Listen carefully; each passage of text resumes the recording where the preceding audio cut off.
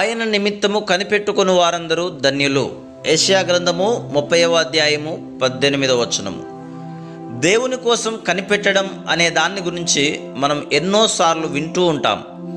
అయితే మనం ఆయన కోసం కనిపెడుతూ ఉంటే మనం సన్నద్ధులమయ్యేదాకా ఆయన కనిపెడుతూ ఉంటాడు. కొందరు అంటూ ఉంటారు, చాలామంది నమ్ముతుంటారు కూడా, ఏమిటంటే మనం అన్ని విధాలుగా సిద్ధపడిన వెంటనే దేవుడు మన ప్రార్థనలకు జవాబు ఇస్తాడు అని. దేవుడు వర్తమానానికే, అంటే జరుగుతున్న కాలానికే దేవుడు అంటారు వాళ్ళు. ఆయనలో భూతకాలానికి, అంటే జరిగిపోయిన కాలానికి కానీ భవిష్యత్ కాలానికి కానీ చోటు లేదంటారు. ఆయన చిత్తానికి లోబడడంలో అన్ని నిబంధనలను మనం పూర్తి చేయగలిగితే వెంటనే మన అవసరాలను ఆయన తీరుస్తాడు అంటారు. ప్రార్థనకు జవాబు దొరుకుతుంది అని వారంటారు.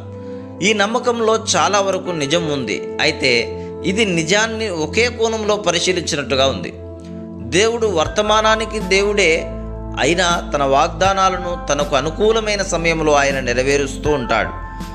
దేవుని ముందు ఉంచిన ప్రతి విన్నపము భూమిలో వేసిన ఒక విత్తనం లాంటిది. మన అదుపులో లేని శక్తులెన్నో అది ఫలించేదాకా దానిపై తమ ప్రభావాన్ని చూపిస్తూ ఉంటాయి.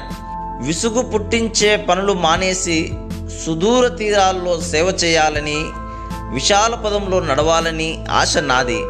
యేసు అన్నాడు, నా సమయం ఇంకా రాలేదు.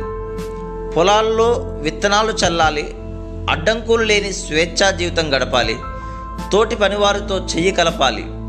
యేసు అన్నాడు, నీకు వేరే పని ఇచ్చాను. ఈ ఎడారి వదిలిపోవాలి, నశించే ఆత్మల్ని చేరాలి, వాటిని ప్రభువు కోసం జయించాలి. ప్రభు అన్నాడు, ఆ పనికి నిన్ను పిలవలేదు. నా రాజు కోసం యుద్ధం చేయాలి, శ్రమల్లోనే ఆయన నామాన్ని ఎత్తిపట్టాలి.